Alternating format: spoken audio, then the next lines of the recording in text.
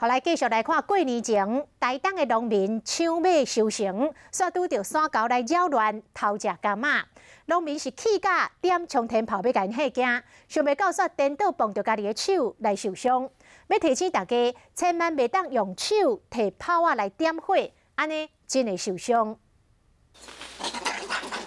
要天气好，这阵高山啊，四界热热潮，来到这山脚的柑仔园。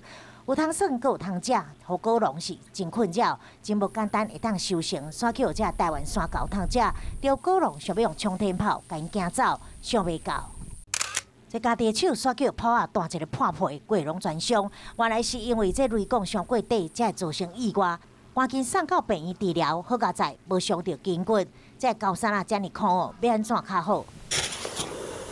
进前婚礼有一个兽医帮农民定做这定时炮，甲大量炮，一个一拆开挂伫大樟香顶面，也阁有这铁的挡火帮，会当确保这雷管正常烧，民众免冒险用手咧放炮啊，增加危险。一樟香8点钟，人慢慢一直走伫边啊，这会当讲为着确保收成，农民真正是用心良苦。